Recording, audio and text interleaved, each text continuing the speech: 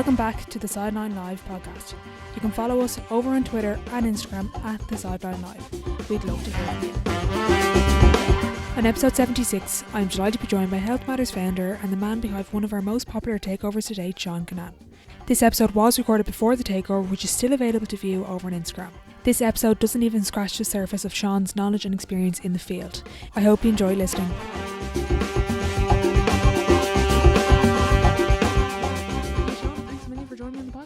No problem at all. Thank you. Before we get into everything, would you mind giving yourself maybe a 30-second intro for the listeners who don't know who you are? My elevator pitch? Yeah. My name's Sean Kinnane. I'm the owner and chief tester of Health Matters. I've been testing in Ireland for over 11 years and currently one of the most active and experienced testers in all of Europe with over 11,000 tests carried out to date. Brilliant. So I'd like to get to know the guests before we go into your business, and a lot of the listeners are probably of a younger demographic, secondary school, college level. So going through school, if I could go back in time and tell you you'd be a VO2 tester, what would you say to me?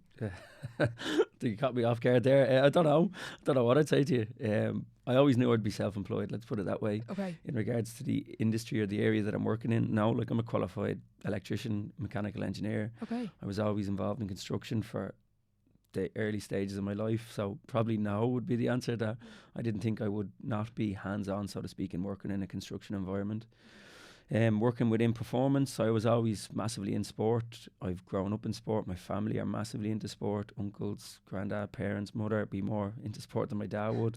So it's been instilled in us from a very young age. So yeah. I'm happily to be heavily involved in sport, and then health and wellness is just kind of coming alongside it. And then I'm a massive advocate and believer of it. So back then, the answer is no. No. And how did you move from doing being an electrician to health and performance? How did that work? So 2009, I left Ireland to go to Australia. And believe it or believe it not, I didn't want to work in a lift shaft. Okay. So I was a lift engineer and I didn't want to work in the coldest part of a building. Plus snakes and spiders in lift shafts in Australia, not too attractive. So I became a personal trainer.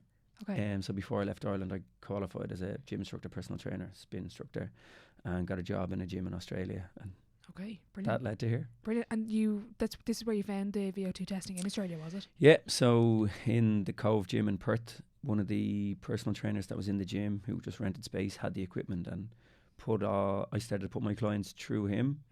I was blown away with the equipment and the results that we were getting. That I started to work directly with him, and then took the idea on board. And when I left Australia, I travelled for probably about another 6 or 7 months through Southeast Asia. Okay. And then came back December 10th, 2010, so just gone. Yeah. And set the company up in April 2011. And when you come back and it's April 2011 in Ireland, how much VO2 testing is there? None. So why the company, and I believe was so successful, or what led it on a path to being successful, was that you can only get these tests done, or you could only get the test done in hospitals and universities at a very time-consuming and expensive cost. We went in much lower, made it much more applicable, and still to this day I get emails asking, is this just for athletes? Or can anybody do it? And like I've promoted it for the best part of 11 years, and it's still unknown that people can access it. Wow. And how do you grow the business from when there's basically no market to now you've done over 11,000 steps or 11,000 tests? Hard work, dedication. Yeah. For a lot of the younger people, that friends of mine now, that I'd nearly act as a mentor to them. Okay. Like the dedication, I think, to some of the things that I used to do. So off air, I was explaining to you that we used to set up in different gyms. Like I could be in Westwood, Clontarf at 5:30 in the morning to set up to stand there for 2 hours, to drive to West Park for lunchtime, to drive back to Westwood, Leopardstown to set up a stand for 6 in the evening, and not earn a penny. Wow. So like it was hard at the start, and I'm not going to lie about it. Yeah. When I started the company, luckily enough, there was a back to work scheme, so you could avail of your dole, so to speak, for your first year. Then second year you get 75%, third year you get 50%. Okay. So that was a massive access or an ability for me to be able to do what I did. Plus I had a very supportive girlfriend at the time, now wife, so she was working, which gave me the opportunity to grow a business. Now when you think back to the time, it was just the smack bang in the middle of the recession. I don't know what made it grow. Hard work, and belief, I suppose. And when you grow the business, we'll get into everything, but you recently teamed up with Movement 101. Talk us through a little bit of that Foundations to 5K course. So that was that's something that I'm actually in the process of doing myself. So Okay. not only do I believe in it on paper, I believe in it in practice as well. So Brian and Robert, look, some of the stuff they do is just phenomenal. And when Brian approached me with the idea of building a foundation to train or to change how you train forever, not from a physiological standpoint, but from a movement perspective, it's a no-brainer. Like every single day, people sit in my office and tell me they do no strength and conditioning, get constantly injured. They never do any development of power for cycling, but yet they expect them to go and move better and get less injury. So the Movement 101 program with myself, 5K Foundations, is about physiologically changing and stimulating your training through performance. That's what I look after. And then the guys at Movement 101 is all about force production, biomechanical deliverance of the distribution of load. And like, I've never felt stronger ever. Wow. Like, I've never ever feel stronger when my feet land on the ground. Wow. Now I'm currently injured, Okay. not because of that, and I'm still doing the program. Okay. And I still feel the benefits of it. And it's been Wow. like, I've trained, lifted weights for nearly 20 years, I suppose. And I remember saying to Brian at the start, the first 4 weeks when you're doing kind of hamstring holds just off the side of a step, or doing these little movements that you do at home, I'd never experienced DOMs like it in my hamstrings or my glutes. Wow. And it just shows you how underactive these muscles were, even though I just assumed they were working because of the training patterns that I delivered. But S&C, or mobility in performance, endurance performance, is massively neglected. Yeah, and that's actually really interesting. You were saying, like, just because you were in the gym thinking you were doing, like, let's say traditional exercises, you had really bad DOMs, just changing up for 4 weeks, doing something different. Well, that was the foundations, the very start of it, the activation phase. It was crazy. I'll never forget my hamstrings after the first few holds that I was doing, you know. But some simple movements, you know, the activation of glutes or pelvic rotations or pelvic tilts, like something that you just assume you could do, but very difficult. And not to put anyone off it, it was hard work, you know, like something that should be so straightforward was very hard work. And as Brian would always say, like, when you're cramping, it's just a sign of weakness, or not a sign of weakness, but the muscle's not used to it. And like, cramping so often by just doing simple isolation holds or movement holds. But it's been amazing, and I can't recommend enough. And everyone that comes into the office, anyone that talks about lacking strength or getting injured or anything like that, I straight away send them on it. And what's your 5K time now? Well, I'm injured at the moment, so I've plantar fasciitis in both feet. Oh, sugar. Bad plantar fasciitis in both feet, so much so that I'm in agony. Oh God. Well, now I've stopped running. Okay. So I was given a couple of things to do, and most of them were impossible. So ice my feet 5 times a day, which I can't do. Get off my feet, which I can't do, or stop running, which I can do. So unfortunately, I got into running over lockdown, and it really became I didn't realise how much it was an outlet for me. Okay. Like, I'm not a stressed person, but I'm in constant go. I work 12 hours a day, 6 days a week, some days 7 days a week. I have a father of 2 young kids, you know, so although I don't consider myself stressed, there is stress there, and it's the only time that I turn off. I leave and go for a run. Nobody's with me. I get to listen to the Primal podcast. And just sit back and relax. But like, I only realised when I stopped running how much of an out it was for me. Or on a Saturday morning, I get up with my 5-year-old or 6-year-old, and he goes out on his bike with me, so to be able to share that environment with him is great as well. But look, Christmas Day, I'm going running. I've told anyone that's looking after me, I'm going running Christmas Day. So my little boy's asked for a bike off Santa, so a new bike with gears, so he'll be able to beat me on this one. Yeah, there you go. And out of interest, how do you manage your time between, you know, you mentioned a really busy personal life and professional life? How do I manage it? Not that I don't manage it, but I have to manage it. You know, the workload and pressure is very, very high, but I'm happy. I can deal with it. I work best when I'm active. I don't sit at home and take days off. And like, it's something that I'd never do, and that doesn't bother me. You know, in the slightest. Like, I have to do things. If I'm on a day off and I'm not physically dressed in Health Matters work gear, that's a day off. Wow. You know, so I go up to the office, answer emails, do calls, train. Maybe pick the kids up from school, be home earlier, that type of thing. But I've no problem actively working on my day off in regards to getting stuff done. Like, if I get a list or write a list of things to get done, that list gets done. Brilliant. That's it. That's an achievement. Now, Christmas, I'll turn off. Like, shut for 2 weeks, like completely close down. And it's probably one of the only times that I don't think about work. Now, emails will come in and I will answer them.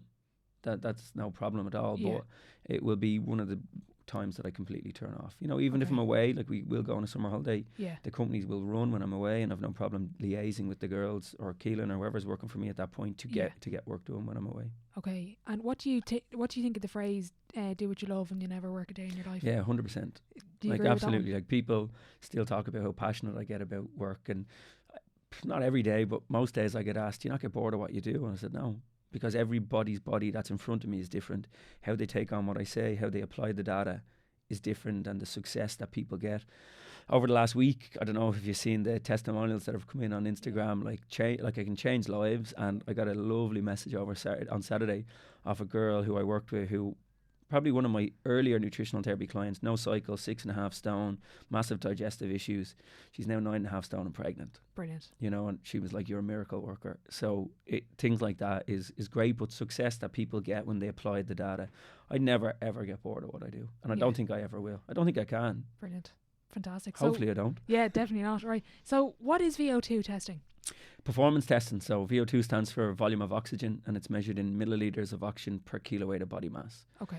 So it's specific to a presenting client at that moment in time, and is used as a marker or as a parameter of their current fitness levels. Okay. So it's gold standard measurement. So, and I was listening to your podcast before, but it's a more accurate method to, let's say, the bleep test, because the bleep test is giving you a calculated formula of your VO2, but it's not actually connected to your lungs. Yeah, so it's a predictor. Yeah. Now, bleep tests are great in the environment that they're used for, but if you're looking for a more specific and measurable number that is specific to you and that can change consistently with the growth and application of the correct training, it is what you want to use. But I think where people get most lost with VO2 is that they think it's just that. Okay. But within a VO2 test, you get a VO2 max. We'll look at heart rate elevation. We'll look at heart rate recovery.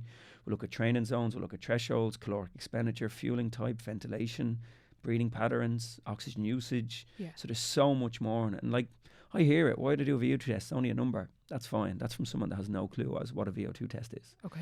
Like VO2 testing contains a lot of parameters for performance. Okay. And for an athlete, if I'm an athlete, let's say, so why do I need a VO2 test? What's the most beneficial part of it for me? Need could be a strong word. Okay. Want, maybe. If you're serious about getting better at what you do, you need to get measuring units that can, like, so what gets measured gets managed. Okay. So we can see if you're undertraining, overtraining, if you need more aerobic conditioning, more anaerobic conditioning, what your breathing patterns like, where your fueling sources are you taking enough calories in? There's so many benefits from testing because we get a snapshot of where you currently are. Okay. You can't just assume everybody's the same because you're on a team that you all have the same attributes to performance. It doesn't work like that. So it's a full physiological breakdown of you and what you need to do to get better. Okay. And how do you balance, like, after, let's say I get a test done and I want to, like, in terms of the heart rate, I was chatting to a guest before, and he played AFL in Australia, and the way they did their conditioning was they grouped them by their heart rate. So I think they had a polar strap on. So he was in a certain group, and then as he got fitter, he was in a lower group because of his heart rate, but at the same time there were still lads that were in 3 groups ahead of him. How does the heart rate vary between people in terms of their fitness? I would imagine, and this is just Yeah. on the spot guessing what this is, it's probably about aerobic and anaerobic conditioning. So depending on how efficient he is aerobically. So if the bigger the aerobic capacity, the fitter he's going to be in order to be able to perform. Yeah. So he's not entering that anaerobic negative state where he's going to be producing a lot of negative byproduct and it's unsustainable. Okay. So the fitter he may become, his heart rate or where he stays aerobic, so to speak, is at a higher level. Yeah. So then they can keep them together, and that's a really great thing to hear. Yeah. Because a lot of times everybody just gets banished with the one stick. Yeah. And this is the problem with club sports, and I fully understand that the coaches don't have the time with them to individually train them, so they just slam them, train them all hard, which can be overstimulating and understimulating for various different players. So grouping them in terms of maybe aerobic capacity or potential, linking in the VO2 and then conditioning them as they need to based on their data. It sounds brilliant, you know. Yeah, it makes sense to me. So I probably should have asked, what is anaerobic and aerobic? So aerobic and anaerobic are 2 energy systems. Okay. We all have them, and depending on the intensity of the activity will determine which one we enter. Okay. So aerobic means with oxygen, anaerobic means without. Aerobic we're efficient, anaerobic we're not. Okay. Aerobic more endurance, long distance based, anaerobic shorter stuff. Okay. So although a field sport would be traditionally entering a lot of anaerobic, if we can delay the onset of anaerobic through aerobic conditioning to grow aerobic capacity, you're going to be efficient for longer. So you're going to be able to perform at a higher rate for a longer period of time than entering this negative phase. Now, a lot of times when you get field sports athletes in, they're very anaerobically conditioned. It doesn't mean it's the right thing, though. Because they're still working at a disadvantage because they're inefficient. So we want to grow the aerobic capacity and the aerobic base of a field sport athlete to prevent them entering this anaerobic state. So then they can perform at a higher rate for longer than their opponents. So they mightn't break down until the 60, 70th minute, whatever it may be, whatever sport it is. If we can prolong that, you're going to make them more efficient. Okay, that's really interesting, because that's something I've noticed since going into coaching. Obviously, everyone is different, and even as a player, sometimes when you're with a coach or with a team, the way they did the conditioning might not necessarily agree with it. But how, if there's any coaches listening that have a team, how do you balance getting that aerobic capacity among, maybe 20 athletes? I know that's very difficult to do, though. You have to ask them to take a lot of responsibility themselves. Okay. So we are going to be working with a club in January. 31 players signed up for test in early January, and we're going to revisit them 3 times in the year. Okay. The coach is going to apply what we asked them to apply from an anaerobic state in terms of the shuttle runs or whatever it may be when he has them. But he's also encouraged them to get heart rate monitors. He's also encouraged them to take the bull by the horns themselves and say, look, if you want to he's just taken over this club and he really wants the players to impress and say, look, we need to have fit ballers that can continue to perform at the highest level.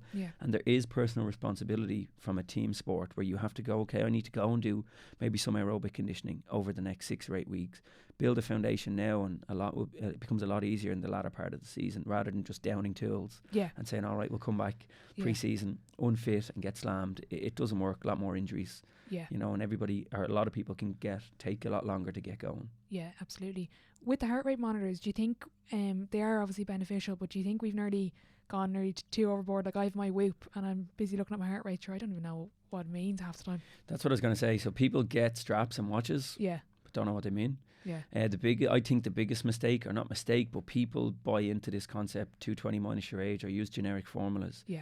They don't work, and then like a lot of times, well, it's probably good for me in one sense, because people are like, I'm always in the red zone, I need to get my heart tested. So don't lean too much on the predicted values.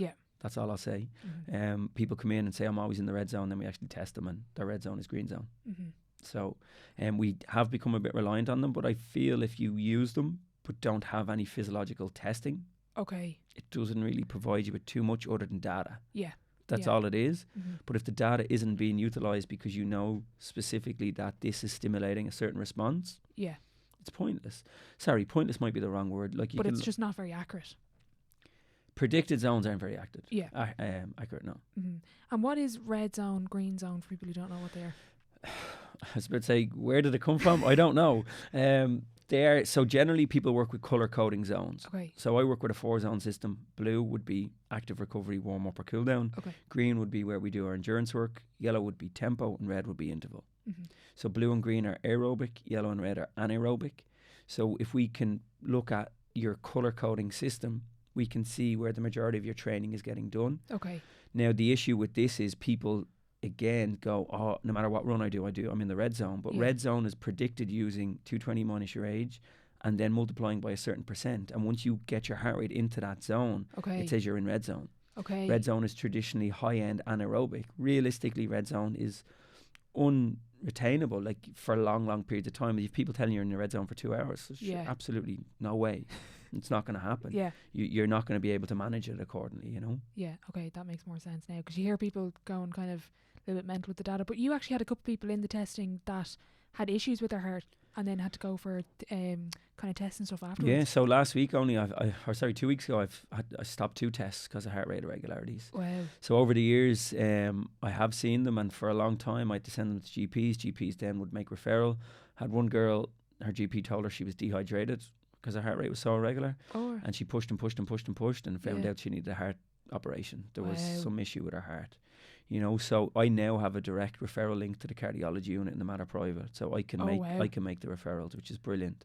So a lot of times people, just because it's their heart rate, they think it's normal. Like one of the girls last week talk about like this beating in her chest and this tightness in her chest, but was just normal for her. Okay. And I was like, look, this isn't That's- normal. Like, there's yeah. complete irregularity. Her heart rate was jumping all over the place during testing. So we stopped the test, and she should be in this week now getting the screen done. Wow. Oh my God.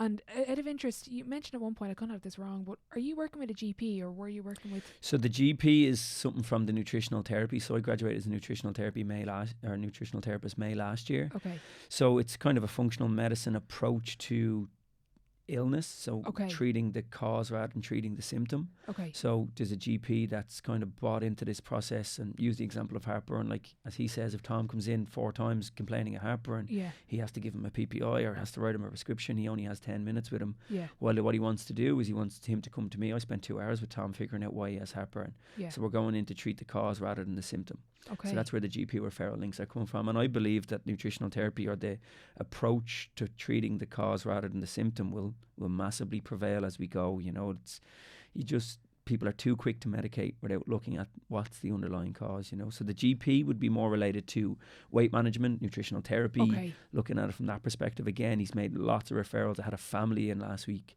Wow. a 7-year-old girl, mother and father, overweight, massively overweight. Okay. And they wanted to make changes. And again, he was like, look, they went to the doctor and he said, look, there's no point coming to me. You need to go see somebody else Yeah. that knows what they're talking about. So Yeah.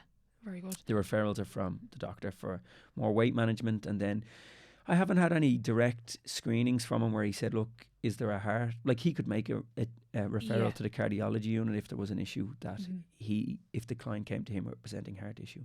That makes sense. I'm always interested in kind of managing elite athletes or even normal people, and change is a big thing. And if people don't want to change, well, there's no point, because if they don't come to you looking for advice, they're just going to keep eating the way they are, and they're just going to keep going with their normal lifestyle. People don't want to change. Yeah. I know when people walk into my office, they're not going to change, Mhm. you know, and it's one thing that I find hard to accept, but I've accepted it in regards to you were like earlier on. Do I get bored of what I do, or do I get sick of what I do? No. Yeah. But I get really disappointed when I know someone walks out the door and they're not going to do what I asked them to do, Okay. because the resistance to change. Yeah. You know, it's hard work. Hard work is putting into practice what I know will work for people. Like, I'm very confident in the advice that I deliver, Yeah. that it will bring success. However, it will take a bit of time, Mhm. and people are unwilling to give time to processes. They want a quick fix. If you have a 36-year-old presenting in front of you, it took them 36 years to get to the stage that they are. Yeah. They want an answer in 6 weeks or a fix in 6 weeks. I'm not into quick fixes. It doesn't work. Okay. We're into education long term for life-changing results with the application of what we say. Mhm. Because if people don't buy into the process, it just doesn't work. And with athletes especially, my hardest job with professional athletes is to get them to slow down. Wow. And no one wants to slow down. Yeah. But you have to go easy to go hard. And if the easy stuff isn't done easy enough, the hard stuff can't get done hard enough. Yeah. And then what the athletes start to do is, when they buy into it, they start to feel like they recover better. They can put more work into the hard work. The easy stuff they look forward to, they get less injuries, they recover, and they adapt better, and they get much better success. Yeah. So change is hard. Change is hard to accept. So give yourself a bigger time frame and accept that it mightn't be what you want to do. Yeah. But if you're currently doing something that's not working, why keep doing it? Yeah, exactly. Do you think we're in a stage that people, like, it's nearly two ends of the spectrum now? It's either you're doing nothing or you're overtraining. Do you find that a lot of athletes or teams are just completely flogging themselves? Yes. Athletes, teams more than athletes. Okay. If you can break them separately into different sports. So if we were looking at field sports athletes, Yeah. there's a lot of flogging, but understandably to a degree, because again, the strength and conditioning coach or the fitness conditioning coach, they only have a very, very short period of time with them. Yeah. What I would be loving to see happen more is that there's this onus on the player to take a bit of personal responsibility, Okay. where they need to go and then look after themselves away from the coaches. Mhm. Now, we can liaise with these coaches as to why we're doing what we're doing. The players will come into their sessions fresher. Yeah. So it's hard to manage, but it's about looking at the bigger picture. Yeah. And people still to this day assume you just go hard, hard, hard all the time. Every single day I have people in front of me that talk about, I'm just doing the same thing and I'm not getting any better. Yeah. Well, that's why. Exactly. So you need to look at the differentiation between the aerobic and anaerobic, what we're trying to achieve with stimulation, growth, adaptation, recovery. Mhm. If you're always just pushing, there is no stage for adaptation. It's just going to be stimulation, which will stagnate growth. Mhm. And what is metabolic testing then? So metabolic testing would have been kind of the start of where the company was going. So the equipment that I have from America, you've different machinery that can do different testing. I bought the upgraded option where we could do metabolic and VO2 testing. So metabolic testing is a 14-minute gas analysis test, which is a 98% accurate measurement on your resting metabolic rate. Okay. So your resting metabolic rate is the calories needed to sustain life with no movement. Okay. It's done through the theory or the science fact that we know in order to burn 1 calorie, the human body must consume 0.8 of a milliliter of oxygen. So we look at how much oxygen you consume per kiloweight of your body, which will determine your RMR. Okay. Before we do your test, we'll ask you about your lifestyle, your activity, your exercise, and we'll get predicted values on lifestyle, activity, and exercise. Now, how your metabolic and your VO2 test link in together, your VO2 test will give us all calorie expenditure to match heart rate. Your metabolic test will give us all calorie expenditure without exercise. Okay. So if you're looking at body weight manipulation, you're looking to gain weight, lose weight, you're looking to get a handle on energy demands. So a lot of times people are underfueled. Okay. And that's the reason their sessions are so poor as well, is they're going in living on this concept that they can't eat, they shouldn't eat, they're going to consume too many calories, they're going to gain weight, but they're full-time jobs, training 6 times a week, young family, whatever it may be, but they come in massively underfueled, and we're like, okay, we need you to bring in an extra certain amount of calories. And again, it's something that I see PBs go up. You bring in more calories, you get more power, you get more strength, you get more force production, you recover better, you adapt, you grow. So linking the two tests in work really well. The metabolic testing can also be used for weight loss. So that's not also used, but that would be predominantly what a lot of people focus metabolic testing on. Okay. So at the end of the day, we know scientific laws, calories in versus calories out, but again, using generic formulas. So linking back in the whole concept of heart rates being generic formulas. If you use a generic formula for metabolic or for expenditure of energy just to suit your height and weight and your gender, it doesn't know anything about your profile. Yeah. So body composition is going to be massive. Steps per day, life. Do you have a dog? Do you have kids? Do you take the stairs instead of the lift? Yeah. Do you walk to work? Whatever it might be. If you don't know your metabolic numbers, it's only guessing. Yeah. So time and time and time again, I have people in front of me that go, oh, I've had this, I can't lose weight. I'm like, no, you haven't. Yeah. You're not eating that measurement. Yeah. And the whole concept, people say, oh, I'm not eating enough.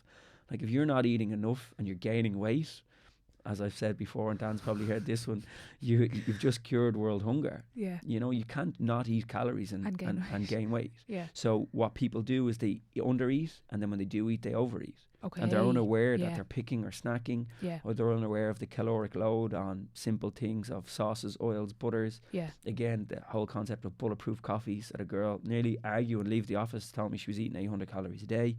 She had 4 bulletproof coffees a day, which had 250 calories in each. So that's 1,800 calories a day. Yeah. So you have people that come in and talk about, I'm having 1,300 calories. They're not, they might be a bit more. Or you have people that come in and go, I'm eating 1,700. And we go, okay, well, look, measurements based, and what we need you to do is we actually need you to have 1,600 in order to trigger. Again, it's just like a seesaw or a scales effect. You need to be in a caloric deficit to drop weight. If you're not in a caloric deficit, you're not losing weight. Or flip it the other way around. If you're not losing weight, you're not in a caloric deficit. Yeah. You might think you're in a caloric deficit, but you're not. And complacency around measurement is another one. Okay. People say, oh yeah, no, I measure. I weigh everything. Oh, sorry. I've just answered what I said was going to happen. They say, yeah, I measure everything. I'm like, oh, so you weigh absolutely everything? No. So how do you know your food? Like roughly. I read the label. So you weigh everything you eat? Nah. So like, if people aren't losing weight but think that they're measuring right, you have to literally weigh everything if you want to buy into it. They've done studies where nutritionists have been like up to 40% off when they guesstimate their food in calories. So if someone that's highly educated in the quantity and weight and quality of food is that off, someone that's just general pop in regards to not having qualifications in the area and they think that's 30 grams, 60 grams. The big one is liquids though, I think. Oil, sauces, butters, they're just unaccounted for. Okay, that's interesting. And that's really interesting what you were saying about training and weight. Like, I have a team and it's interesting, they be kind of young girls, and I'd be worried a little bit about, you know, these fad diets and TikTok and everyone's doing all these diets. And when you're training, you need more fuel. And it's nearly like a really big mistake for athletes is they don't fuel themselves enough and then they don't perform. Yeah, so it's a no-brainer. Yeah. Or one of the ones that I don't love it, but it's something that people don't think about. Like if you go ketogenic as an example, so you go really, really low carb, people think it's great, I'm going to lose weight, or they become really conscious that they need to be in this certain body composition or whatever it may be. But as a field sport athlete, as an example, if you go ketogenic, your brain is starved of glycogen, which is its fuel, and your hand-eye coordination is off. Your hand pass is off. Your catching the ball ability is off. You're even dropping the ball to your foot is off. Your decision making is off. Now, I never even thought about this concept until I met Dr. Phil McSwiney, who'd done his whole thesis on the ketogenic effects on performance. And if you think about that, you go in underfueled, underglycolytically loaded, you're going to your performance is going to be massively down. Yeah. So I know, again, when I done my Instagram lives last year, I would have had Amy Maguire on, who's a nutritionist for mostly GA clubs, and she always spoke about fueling 36 hours prior. So this 6 for 36 leading into an event or leading into a match should be carb heavy. Yeah. You should be fueling for your match day on Saturday starting on Thursday. Yeah. You know, like the Instead concept, of cutting them out. it's mind blowing. But again, it's like, I don't know what TikTok, I know what TikTok is, but I haven't been on TikTok. You know, I thought TikTok was just about young girls dancing in front of a camera at the shops, but I've been informed recently that it's actually a pretty good platform for fitness enthusiasts. So it's something that I plan or will be opening up. But the likes of body image and body composition is a massive issue where people don't relate food to performance. Yeah. And that's the issue with it. Or they neglect the concept that they're not eating to perform because they want to get down a certain weight, but they're not tracking, or they're eating chicken fillet rolls with bags of crisps, or they lose the plot Friday afternoon and don't regain it till Monday morning, which is 42% of the week. You know, so it's just mismanagement and unawareness of what they're trying to do. And then the scaremongering, or the fact that people just presume they're going to gain weight if they eat, or the demonization of carbohydrate. Like, the industry is crazy. Yeah. And that's really interesting what you're saying there about the Friday and the weekend is 42% of your week, because I know a lot of people that'll be Monday to Friday clean, they'll eat whatever, like just completely clean, and then during the weekend it'll be just pure So use the example, Monday to Thursday, 500 calorie deficit, 2,000 Yeah. calories down, on way to lose half a pound, or lose a pound or half a kilo. Yeah. Friday, Saturday, Sunday, 700 calorie surplus. Well, there you know, go. 2,100 is up, so you're up 100 calories at the end of the week. Yeah. So at the end of the year, you're going to be up in Yeah. weight, you know. So if you break a week down, the week is only 7 days long. You are not entitled to eat what you want for 3 of them. Yeah. It's 42%. So manage your input accordingly, you know. And like, I don't believe in cold turkey. I don't believe in cutting anything out. I believe in control. Like, if you want to have a Big Mac, have it. As an example, I know a friend of mine, Carl McCulloch, done a Big Mac challenge.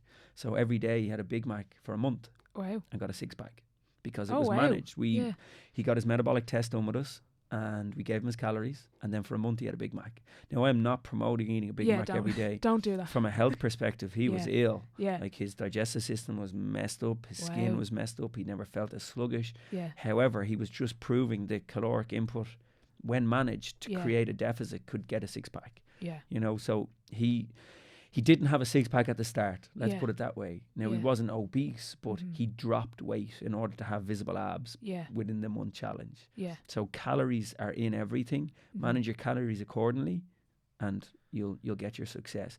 Now, looking at macronutrients, balancing the macro input for everybody will differ. If you can control hormone regulation or satiety, you can get to where you want to get to. But like, the benefit of having 100 grams of protein or 100 grams of carbohydrate, calorifically, they're the same. However, what they're going to do hormonally isn't. Yeah. Satiety is not going to be the same. You're not going to be able to control cravings. So I'm not promoting or saying, and it is sometimes simplistically, and maybe I even fall into it, where people are like, it's calories in, calories out. It is calories in and calories out, but you have to be aware of the management of the likes of leptin, ghrelin, satiety. So use the example, if you constantly have too much carbohydrate, you're going to enter what I would class as a blood sugar roller coaster. Okay. You're going to promote the insulin with blood sugar spikes to too much high carbohydrate. Insulin does a great job. It reduces blood sugar. Yeah. You promote fat storage in regards to dropping that blood sugar into the cells. You'll promote brain fog, fatigue. But what it does, when the blood sugar drops too low, cortisol is released, which is a stress hormone. That's going to create cravings. Yeah. What are you going to crave? Carbohydrate. Yeah. So you're going to live on this blood sugar roller coaster. One of the biggest things that I find works with clients is describing this roller coaster and cutting it out by prioritizing protein with all main meals and snacks. Okay. So protein is going to help balance your blood sugar significantly better. It's going to increase satiety. You're going to keep fuller for longer.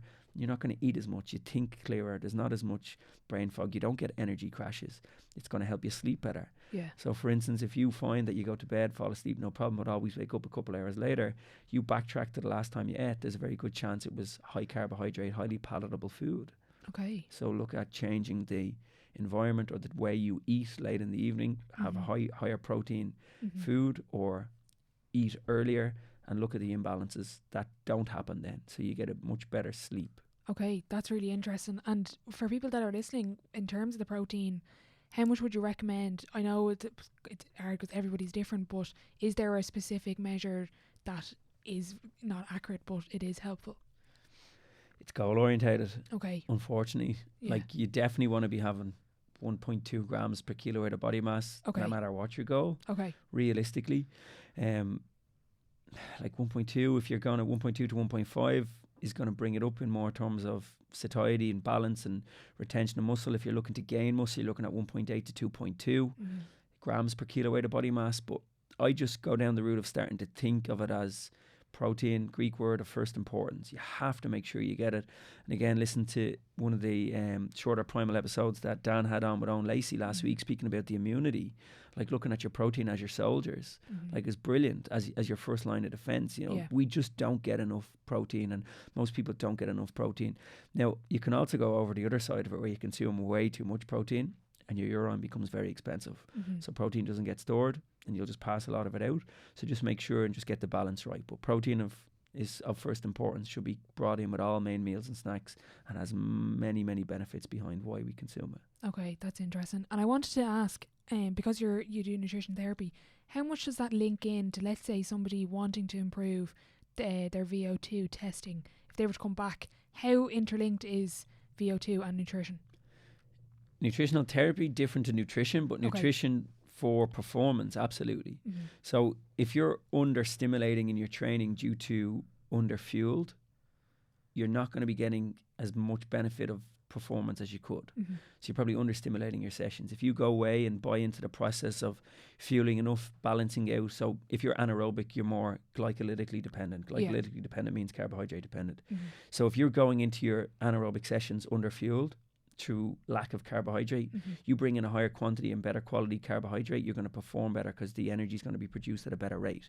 You're fueled. It's like trying to drive a car with no petrol. It's not going to work. We're going to get you fueled. You're going to stimulate your training better.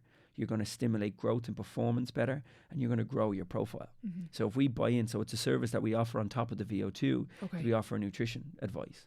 So it's an upgraded option where we'd sit down for half an hour, 40 minutes and look at the way you're eating. Are you controlling your blood sugar? Are you snacking too much? Is there enough satiety in regards to this hormone regulation? Are you getting enough carbohydrate? Are you getting enough protein? What's your water like? As an example, are you dehydrated as a result? Muscles contract and expand at a lower rate? Are you more susceptible to injury and cramp? Is that affecting your training? What's your sleep like? So again, I'm sure everybody knows this that's on Instagram, and you see all the infographics at the moment, people talking about going out and buying expensive like massage guns and everything that goes with it, but sleep for 4 hours a night. You know, the power behind sleep is just invaluable. So the whole concept of performance isn't just going and training. It's about sleep, it's about recovery, it's about hydration, it's about nutrition, and looking at the bigger picture, because there's so many contributing factors to performance that get overlooked. You had an interesting Instagram post. I don't remember the full thing, but it was about muscle and fat, and everyone, it's kind of nearly cliche now. It's like, well, muscle and fat weigh the same thing, but you had a couple of interesting points about the differences, and I think one of them was even about the storage and the different sizes and the benefits there. This is on camera. So a pound of muscle will like fit in the palm of my hand, while a pound of fat won't fit in two. So muscle weighs or will occupy less space. But if you get a kilo of feathers and a kilo of concrete and a kilo of fat and a kilo of muscle, they all weigh a kilo. So they weigh the exact same, but they occupy less space. So this is why measurements are much more important than weight. Like your weight can fluctuate daily in regards to how much water have you had, how much carbohydrate have you had a bowel movement for a female, what stage you're at in your menstrual cycle. There's so many contributing factors to it. I could change my weight a couple of kilos a day. It doesn't bother me in the slightest. I don't weigh myself. Why would I weigh myself? There's no necessarily need to. What I do is I get my measurements done regularly in order for body composition. So if you find that you're getting smaller but the scales isn't moving, is it an issue? No, not necessarily. You're changing your body composition. You're replacing like for like. What will happen then? So if we link back to this pound of muscle burns more calories than the pound of fat does. So a pound of muscle will burn 3 times more calories in a day than a pound of fat will.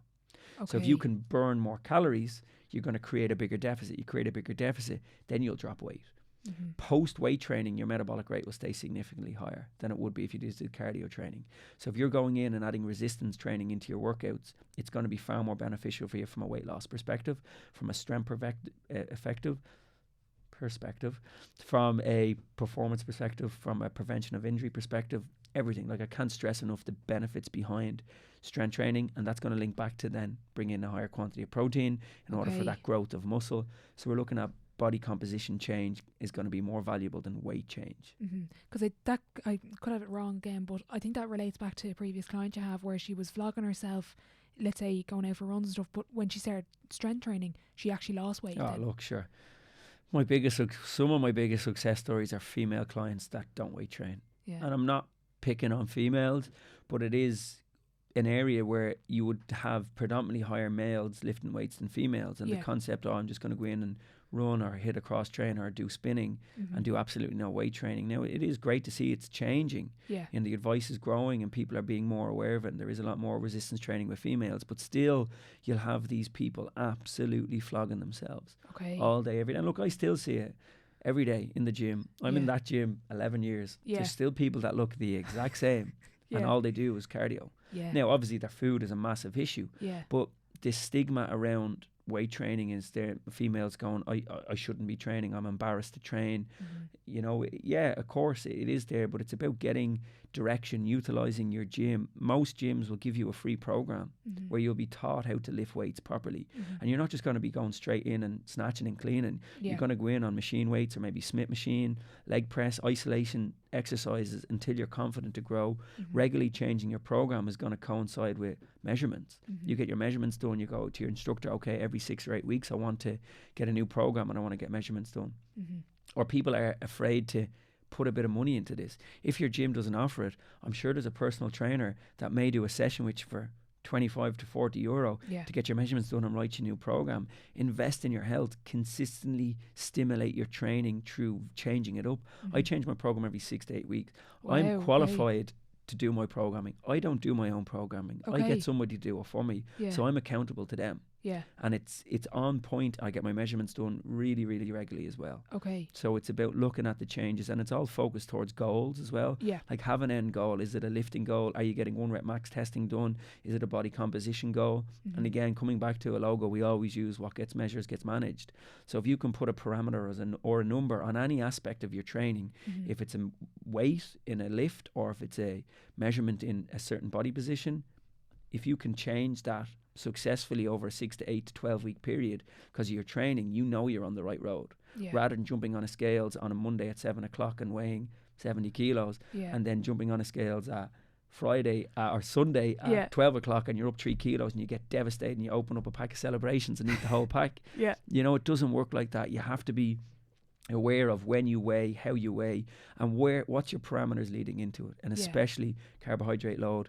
For every gram of carbohydrate you store 4 grams of water. So are you weighing yourself post carbohydrate meal, post a lot of water, whatever phase you are in your cycle? You know, there's so many different contributing factors to weight. So don't buy into just putting all your eggs in one basket on weight and getting it can be very disheartening for people. Absolutely. The client, if you're on my Instagram, the client, I put up a testimonial last week and she won't mind me talking about her. She's on my Instagram at the moment, so go and look at her. She was one of these clients that I speak about doing the same thing, heavy, high intense cardio, no weight training, and still obsessed with the weighing scales. One Saturday morning I met her coming out of the gym. I was starting work at 9 o'clock. She was up in the gym for 8 o'clock it opened. And I met her coming out. I was starting at 9, so probably about 8:30. Met her coming out of the gym. I said, what are you doing? She goes, I'm the same weight. She was really pissed off. She actually started to cry in the car park. And I was like, look, it's not about the weight. What you're doing is you're trying to change something that has too many contributing factors that you're not being able to control. You know, like, what was your carbohydrate load last night? Where are you in your cycle? Did you have a bowel movement? How much water have you had? Like, get your measurements done. Like, this girl was glowing. Like, you could see her face, her bloating was gone, her hair, her skin, her nails. She finally got her measurements done. all measurements down. Weight has come down because she's resistance training. Now, she loves a good blowout on a treadmill or a spin bike. That's fine. But what I've had to do is I've had to go over to her a few times and say, oi, off that, you know. But she has embraced weight training really, really well and is loving it now, you know. Brilliant. That's fantastic. Just for anyone who doesn't know, my measurements, what do you mean? What are they? Body composition measurements. So you can get literally measurements done with a tape. Okay. To go a bit further, you can get them done with a calipers or like the likes of a DEXA scan. So I personally do 7 site measurements. So I do calf, thigh, glute, belly button, nipple line, and then we do bicep, tricep. So if you think about it, you can do them yourself realistically, or just get someone to do them as a trainer. And then if you're getting to that leaner stage, we will do pinch points with a calipers to measure body fat. But simple measurements done with a tape that you or your partner could do for you, but make sure you're consistent with them. Like, so nipple line, belly button line, you can't really go wrong with them. Furthest protruding point on your glute, halfway between shoulder to elbow, halfway between hip to knee, halfway between knee to ankle. And then you go, okay, this is changing, this is changing, this is changing, and you can see the success based on actual numbers rather than utilising a scales that can be off for as many reasons as we've continued to speak about. One of my missions nearly with the podcast is to find this answer, and I don't know. I don't know if you have an answer for me, but it's interesting when you work with individual athletes and they're very successful athletes or business people or anything. What do you see as the common traits between very successful people that even outside of fitness, or when they take on your advice and they come back and they retest and they see an improvement? What do you see as some of the common or universal traits there? You said it in your question, taking on board what you say. Okay. Be willing to change, be open to change. I'm always open to advice in any aspect of performance, in any aspect of what I do. Always be willing to grow. Don't be a closed book. You know, so take on advice from people that are specialists within their field and be willing to give it a go. Don't be so dog determined to turn it down and keep training the way you know or the way you think it's right. What makes successful people and what makes successful athletes is people that are willing to listen to advice from the people that know. Brilliant. Simple, but to the point. Simple, but not done. Yeah, that's the thing. Out of interest, if there's anyone listening that it's coming up to Christmas, fitness wearables, what would you recommend? I know there's such a variety and everything is different and they're not maybe as accurate as the VO2, but what would you recommend? Buy a voucher off Hell Matters. There you go. Yeah. Look, wearables are one thing. I would take them with a pinch of salt in terms of predict. Like people argue with me in my office that their Garmin watches told them that they got a 62 VO2 max when they got a 53. Like, the watch isn't connected to your lungs. Yeah. You know, this concept. But they're great to use. If you are using a heart rate monitor as an example, I would strongly recommend you get a strap. Okay. That goes, so most watches will come with a strap. Yeah. So the strap will go to your chest. Yeah. And then that will go to your watch.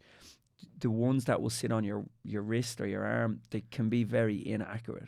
Okay. And again, don't be led and don't be thinking that these are actual fact in what they try and say to you. They're just guides. Okay, that makes sense. Out of interest, plans for the future, what do you hope to do over the next, say, 12 months, 24 months? 12 months, I was like, how big is this future? I just want to grow the company. So last year, I took on another girl. Alana's working for me part-time. She's completing her master's at the moment in sports nutrition. Keelan has taken a temporary leave as well, so he'll be back in March with me. Alana will be back in January. And I just want to grow the company. So I physically test too much to grow the company. Okay. At the moment, like, December is completely full. January's nearly full. It's the most advanced we've been in bookings ever. Wow. It's the best year I've ever had in terms of the company, even though I was closed for 3 months. Wow. So the aim is to get back to the corporate world as well. So 2019, I did 47 corporates. I've done one since. So where do I want to go? I want to keep growing. I want to get more units. I want to help more people get better, because the area is very much so open for the direction of people getting the right information. There's too much wrong information out there. The area of health and wellness is only growing. So where do I want to go? I just want to keep growing the company. It's growing at a rate that I am quite happy with it. Obviously, the last 2 years have been very, very challenging. It's stumped the growth, so to speak, in regards to where I wanted to go with it. Yeah. But I want to keep going. I personally will never stop testing, but I wouldn't mind taking a couple of days back to be able to chase a bit more work, because currently I'm not necessarily not chasing work, but having the time to look after the more administration side of things and promote the company a bit more would be where I'd like to go. And then Keelan and Alana are absolutely fantastic. And a criticism of me was that it took too long to get staff in. Okay. But for me, to get the right staff to put across my message and how I want it delivered took me the best part of 10 years. Yeah. But I found 2 gems at the moment. So I'm looking forward to seeing them grow in the company as well, you know. Brilliant. I actually meant to ask, since COVID, have you noticed a difference in people's attitudes towards health? Yes and no. Okay. It's interesting. VO2 is closely related to the higher the VO2, less illness. The higher the VO2, the longer the life. Yeah. So like we know high VO2 is associated with good health. People are a bit more aware of health, I do think. But again, a lot of it, I believe, is a lot of underlying issues as well. Mm-hmm. Like if you look at how closely related is obesity or overweight is in terms of the growth or of COVID, a lot of facts and studies coming out about where the disease or the infection actually stays. Obviously lungs is number one, but second is your fat tissue. So there is people a lot more conscious of their weight and health in regards to that.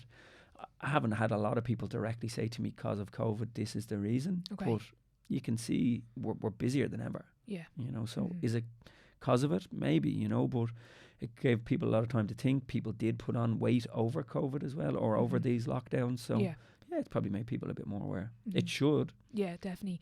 We were talking before we hit record, but you were saying that you've had one client come in that tested pre-COVID and post-COVID, and there were changes there.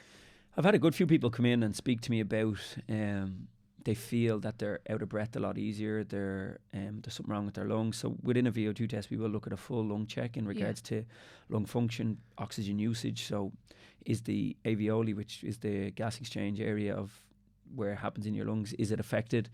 And a lot of times, because I haven't tested these people before, I don't know. I can just see what their values are like first time, and a lot of times it's okay. Mick Kyo, who I do a lot of work with of KyoFit, he came into me, he had COVID, and he felt that he was fatigued, he was always kind of not being able to recover as well as he should. Now what happened, Mick was previously, Mick's tested with me loads of times, his threshold I think was 165. That's when he went from an aerobic to an anaerobic state. Okay.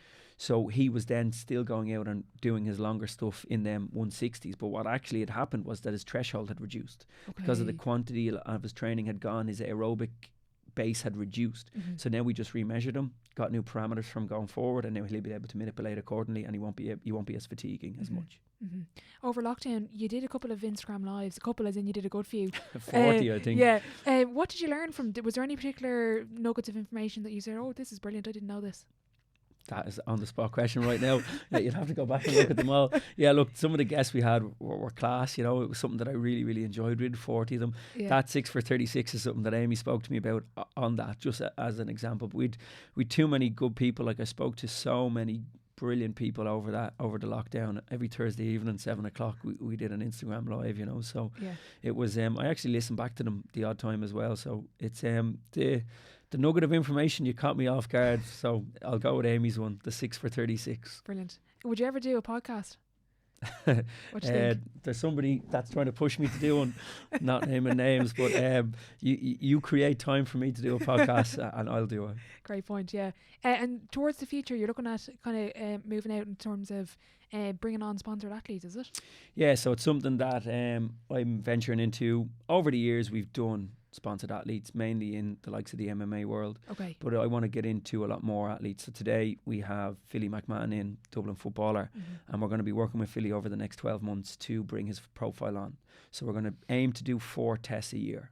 Okay. So metabolic and VO2. So metabolic will be able to manage his weight for what his goals may be at whatever stage of the season is, but also manage his energy in order for performance. Like Philly is an active man. He is running a very successful gym as well. He's very hands-on, have a high demand on him and his training load. So we need to get his energy requirement right, but then we need to make specifically sure that he's training based on our parameters in order to stimulate what we spoke about in VO2 performance. So Philly's our first GA player coming on board. Okay. Over the years, we've worked with various different athletes, but I aim to grow this whole concept of sponsored athletes in various different sports in order to show what we can do. Like traditionally VO2 testing would have been endurance module based, but like I've probably 15 MMA athletes working under me, so we do all their conditioning. We coincide or we link in with their nutritionist to help with their weight cuts with the metabolic testing. And again, if we go down the route of looking at endurance athletes, I've triathletes, I've cyclists in plans, like we've meetings coming up over the next 6 weeks where I should be able to have at least 10 to 12 athletes on our books as sponsored athletes. Brilliant. Where we're going to provide the information in order for them to achieve things they never thought was achievable based on our numbers. Fantastic. So I'm going to move on to sideline 7. It's the same 7 questions at the end of every episode. Question 1, what is your favourite quote? I'll have to come back on that one. Well, let's go on. What gets measured gets managed. Brilliant. Question 2, best sporting event you've been to? I've been to a few. Luckily enough, I've seen some unbelievable events. UFC Dublin, 2015. McGregor against Seaver was unbelievable. Went to see the LA Lakers in America when I was over there, which was pretty spectacular. It's like a show, isn't it? Yeah. Ireland against Cyprus, over in Cyprus. Oh, wow. 30,000 Irish travelling fans. It was a spectacle, let's put it that way. Brilliant. Is there any particular event you'd like to go to? Anything on the bucket list? No. No, you're just, I'm happy and content. I'm a massive Aston Villa fan. So I travel over to Birmingham regularly enough. And this year I said I want to go to a couple of away games. I've never been to an away game. Interesting. So football, soccer would be my sport. Brilliant. Question 3, the biggest setback or challenge so far in your career, and how did you react to it? I think COVID's been the biggest setback for me. How did I react to it is just do what I can. You know, and again, you can only control the controllables, and I can only control what's put in front of me and manage accordingly. There's no point in worrying or getting stressed about it. So with the COVID situation, I just had to adapt and grow and push ahead. I think honestly that was my biggest setback. Like I've had very, very minor setbacks in work in regards to machines getting held up in customs and again controlling the controllables. And it's something that I think I learned many, many years ago reading the Chimp Paradox book. Kind of changed me overnight nearly in regards to, I know I've said it loads of times now, but them controlling the controllables, it's all you can do. If it's out of your control, there is nothing you can do except deal with what's in front of you. So I think COVID has been the biggest challenge, and you've done it quite well. Now I'm not so confident that we're not going to be put back in another lockdown. Hopefully we won't, but again, if I am, I can only, like I went online for a lot of my nutrition stuff when COVID was put in front of me. I couldn't do testing. So yeah, I think COVID's been the big one for me. What's been your biggest achievement then? Getting my son to 6 years of age. That's what you're saying. Yeah, my son turned 6 last week. So that now look, biggest achievement I suppose being self-employed for 11 years. You know, I think I don't ever think about it, but when you think about it, it's a pretty good achievement considering I set the company up in the middle of the recession. But look, managing a young family and being happy and healthy and still being able to do it, go to work every day happy, I think that's an achievement. Looking back, what advice would you give your 18-year-old self? Believe yourself, trust your instinct, don't go with the crowd. If you believe something's right and you feel you want to go for it. It's something I never follow the crowd in any aspect of my life from a very, very young age, and I think I've gone with it even from a business perspective. But I think belief and confidence is something that's massive, and something that one of the things I have to instill in my kids is confidence. So interesting. Who would be your dream dinner guest and why? I've no idea on this one, and I'm not going to be able to get an answer on it. I thought about it, and I was like, who will be my dream dinner? Look, I don't. Someone recently asked me, and I don't know if this is a bit off topic, do I ever get starstruck with athletes? Because I work with a lot of professional athletes and things like that, but not really. Like I'm not in awe of anyone, you know. And like if I was probably to think about it, it would be probably just a general normal Joe Soap that has a very, very interesting life, rather than someone that I think is rich and famous. You know, like it's not necessarily that attractive to me. Someone that just has, like in my line of work as well, it's amazing some of the characters you meet over the years. And like sometimes I go over consultation times because I'm talking to someone about their job. You know, and I'm like, I just get so into what they do. So unfortunately, I don't have a direct answer. That's Apologies. That's no problem. Last question before I let you go. If your life was a book, what chapter would this be called? Growth. Brilliant. So, growth. The company's going to grow, hopefully. And just keep growing at the weight that I wanted to. Obviously the setback that has come in, but it's put us back to where I wanted to be, but we're back on track. We're back on the road, and hopefully I can keep growing the company to be successful for another 10, 11 years. Exactly. If there's anyone listening that wants to get in touch, what's the best way to do that? So I'm very strong, or I'm trying to be a lot more active on Instagram at the moment. So at Health Matters IRE is our Instagram handle. It's the easiest way to get me. We're on Facebook, on Twitter as well, but Instagram's the best one. The website is myhealthmatters.ie. Or if you want to reach out to me through the website, or my number's on it, but Instagram's the best one, at Health Matters IRE. Brilliant. Sean, thank you so much for coming on. I really appreciate your time. No problem at all. Thanks for having me. Thank you to Sean for joining me on the podcast today. I thoroughly enjoyed our chat. If you haven't seen the takeover yet, do yourself a favour and head over to our Instagram page to take a look. You will be blown away by the level of detail Sean goes into during our consultation. I will be sure to leave further podcast episodes with Sean in the description box below, where Sean goes deep into detail of the topics we discuss in our chat. Thank you for listening, and I'll catch you in the next one.